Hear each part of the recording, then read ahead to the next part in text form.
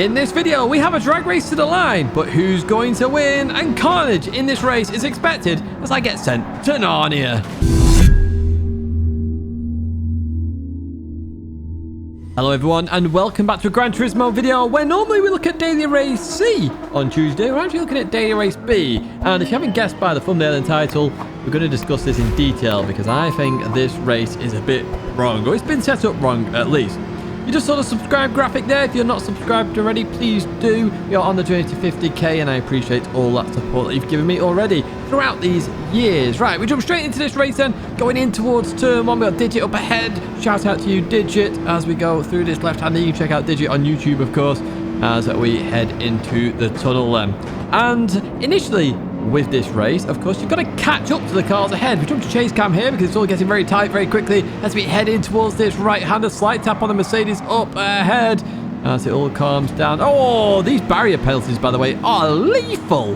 Absolutely lethal. Get a tap on the rear there as we continue on through up into P13 then. But yeah, that's a bit harsh there on Norman. It really is. I'm not sure what's going on with these wall collision penalties this week. They just seem a bit too extreme, to be honest with you. But it is what it is. We've got to deal with it, I suppose. Right, we advance further on in this race, and we've got some more talking points coming up. Don't you worry. We've got some action as well as we follow Digit towards turn one. And one thing I highly recommend you do is you don't go side by side in towards turn one. You see I'm backing out of it there by just lifting slightly. We're through here then. Slight tap between the two up ahead as we go into the left-hander then. And we're looking to get the cut back on Digit then as we head into the tunnel. Hard on the brakes then. And Digit's going to hang it around the outside. Look at that beautiful little defense move that really is in that Lexus RCF. Now, I did say the Porsche is going to be a strong car here, and I still stand by the fact the Porsche is a very strong car here at Trial Mountain. I don't use setups here in this particular race or any of the races I'm going to show you today, so keep that in mind. Default setup can still race setups. I have no idea who's using a setup in this race or not, but this track is more about speed. I'll get back onto setups a little bit later on as we focus on the battle up ahead there where John double moving there, moving really late as well, so a little bit blocky, a little bit defensive as we go into this left-hander. We'll see if we can get by though. Digit on the inside, beautiful move there. We're going to see if we can follow through then as we continue on there. We're alongside the Italian up here. Slight tap there as we go up the mountain and another slight tap there. They are trying to race clean and give me a bit of room there.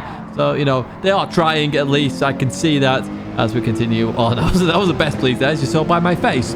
Right, lap number 3, and you're already getting towards the end of this race, and you've already seen the problem here with this race is the fact that it's way too short. It's just mad how short this race is.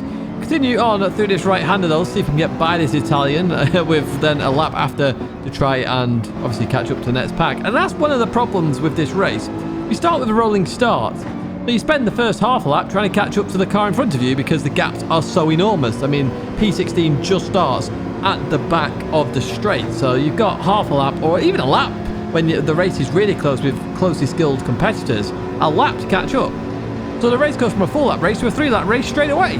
This is pretty annoying. We get another slight tap there with the Italians. We head towards this left-hander then. We're going to try around the outside here. I have sent it quite hard here around the outside, but the Italian defends it nicely enough there as we continue on through. So I'm going to fight again here as we continue up the mountain and over the crest of the hill. Ooh, it looks like they got it slightly wrong then as we go into the right-hander. We are catching the pack up ahead at least, so maybe more battles to come in this race then as we go down here hard on the brakes.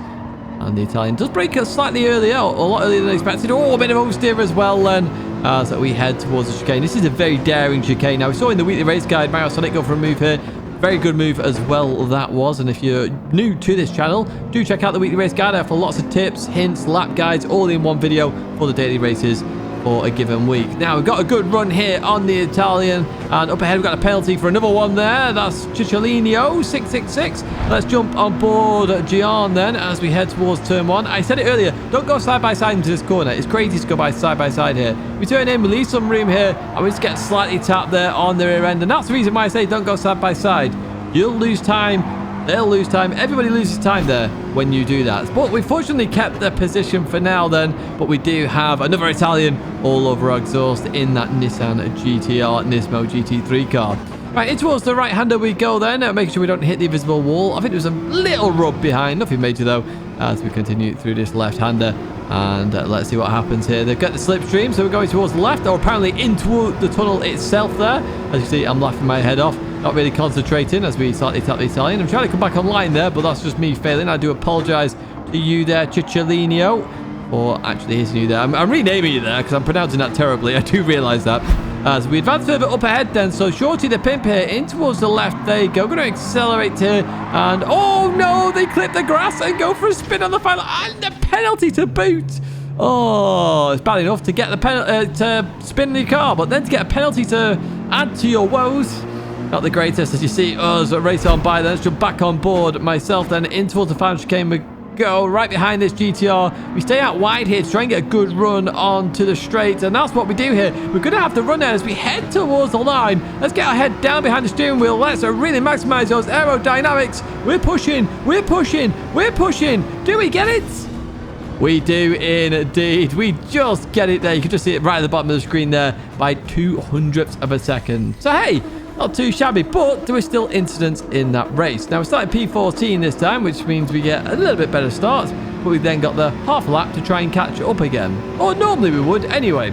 Going in towards turn one, someone's already got it wrong. Up ahead, we've got Digit back in this race as well. Did these races consecutively as I continue on through here then. And somebody going very slow there in terms of the Dutch driver as they've hit Digit there. And we're 4 wide right now. Slight tap there as we continue on out. I am ahead here as we head towards the right hand though. Getting an absolute rearing and a half. Unfortunately, I've gone into the German driver. Sorry, mate. I could not do a thing there. And I get a barrier collision penalty. Now, I'm being pushed out the way here again. It's like I don't exist, apparently.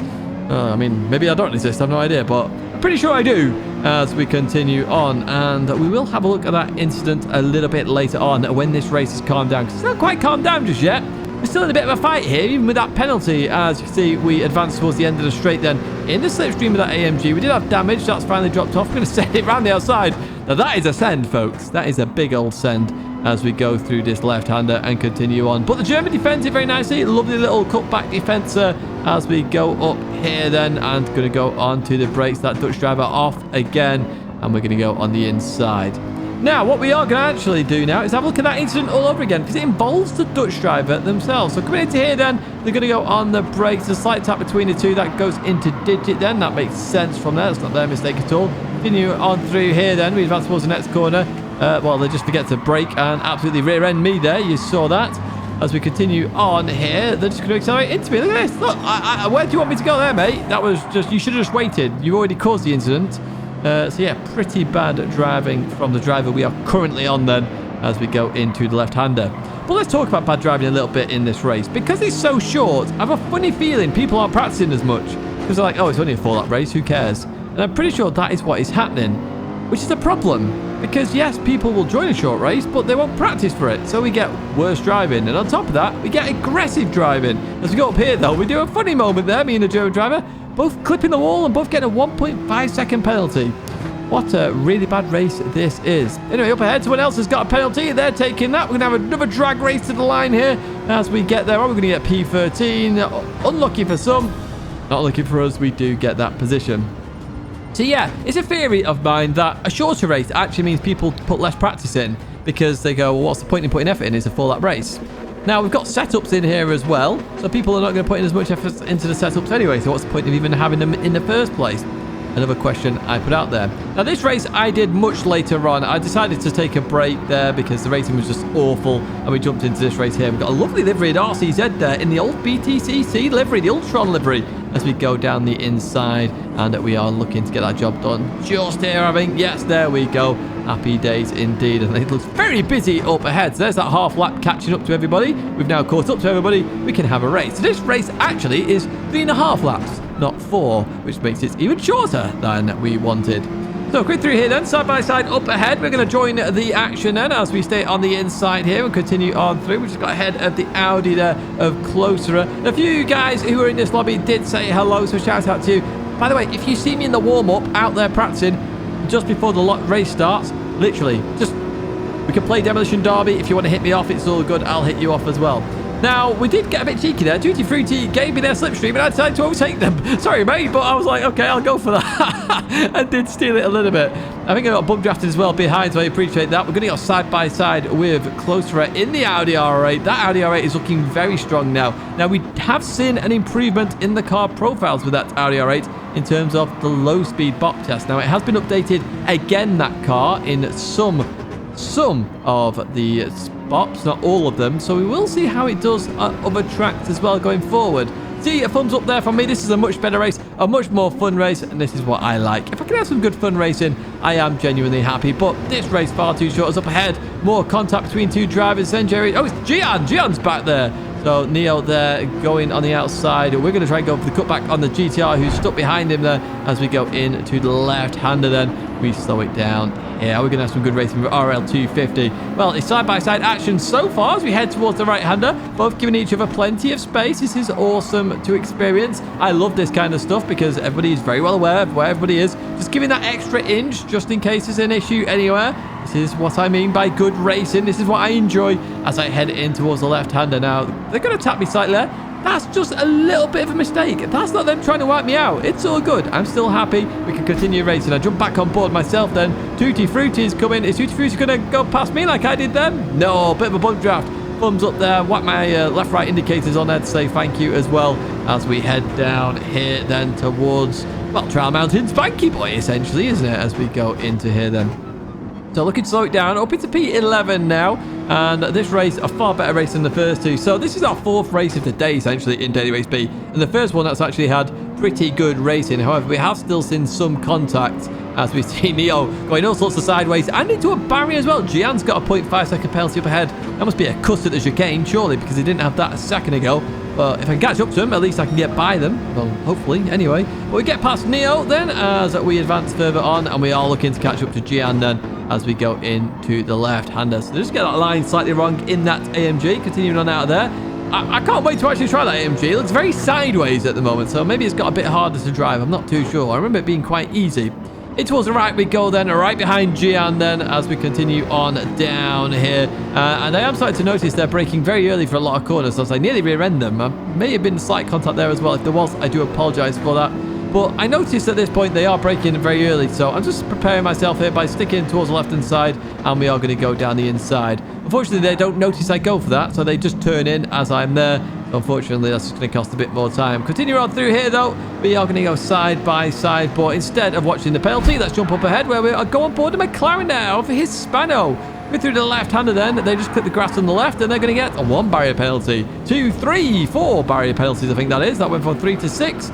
As we continue on through here, they've just given up now. 7.5, 9 seconds of penalties. Yeah, I'm not sure what's happened this week with the wall collisions, but it's been pretty mad. By the way, I love this camera. I wish we could freeze cameras more often, because that just looks absolutely awesome. Right, let's go on board Heat on 93 towards the end of the final lap then, where more action is ensuing as we race Slayers here with Heat on, and there's just not quite enough of a Porsche 911 gap. And Heaton's going for a bit of a spin there as we continue on round with Heaton. Now, I'm going to come by any moment now. Where I'm at, there I am. I've just gone by. I think we need to jump back on board and finish the race on board. Me actually driving as we go into left-hander. If you're not enjoying any of these edits or this part of the video, do let me know. I am trying to play around with different parts of the video, jumping on board with anybody else racing, different angles of the racing as well. You see 2-pack there with a penalty, so we are going to finish the final race here of Daily Race B in P6. Of course we are. Of course we are. But that was actually a pretty good race. So 4 races today in Daily Race B, 1 of them good. 25% success rate so far. Not looking the greatest. I am going to be doing Beat the Meta this week, so we'll see what happens with that. But I'm expecting some hard racing action and a bit of dirty driving. Now, before I disappear, I just want to talk about this race a little bit more. So, this race, to me, is far too short. It's far too short, okay? It needs to be longer. In my opinion, this race needs to be at least 10 minutes, Daily Race B. Especially if it's staying as the same format. Because you want to have a bit of an investment, not worry about tyres and have a sprint race in there. I get it. And Daily Race B really fits that narrative perfectly. Now, if the race is a bit longer, people may put a bit more practice in. I still believe, and it's a theory, that the shorter a race is, the less practice people put in because there's less of it, because you're just going to go straight into another race and do full laps. What's the point in putting an hour's practice in if it's only a full lap race? You just don't do it, and I can see that. It promotes aggressive driving because you're not setting up moves, you're just going for any move you can because you've got that much time to overtake. You got 7 minutes. Arguably, it's even less than that because you'd take half a lap to actually catch up to the pack in the first place. And if the skill level is very close together, that could even be a lap, so then it turns into a 3-lap race. The funny fact of all of this is, you wait longer for the race than you actually do race, which is very odd and annoying. So yes, the race is 7 minutes long, but you have to, well, it's 20-minute slots, isn't it, essentially? So you finish the race, and then you've got 12 minutes to wait for the next one. I realise if your race is slightly longer, that might be a bit longer, but even so, you're not getting to the point where you're doing a 13-minute race here, because that would be quite a long race at 3-minute laps. So as I say, for me personally, what they should do is change this race to be at least 10 minutes as the standard. Between 10 to 12 minutes, depending on the track layout, of course. If it's a long track, you may only get 3 laps if it's a 4-minute track, but that's fine. But make it at least 10 minutes and let people race a little bit. If you're staying as a sprint race and the format stays the same, please make Daily Race B no setups. Brake balance, fine, I get it, but make it no setups, just so that people can jump in and play. I think setups put people off. Even though I didn't use setups there in those races, it will put people off because they think, oh, I've lost because they've got a better setup. Whereas in reality, a nice little sprint race, 10-minute sprint race that we can have as Daily Race B, I think everybody would enjoy it in my opinion, so I'd like to see that improve. Unfortunately, folks, that is it for this video. I do hope you've enjoyed it. If you did, give it a like as always, and if you're not subscribed, please do subscribe. As I say, we're on the journey to 50k. There is a 50k special, and I look forward to bringing that to you, and you are going to be involved in it as well. 2 videos there to check out, including the weekly race guide. My logo's there if you are not subscribed. Make sure you do. But that is going to be it for me, folks. A big thank you for watching, and I hope to see you in another video or live stream again very soon.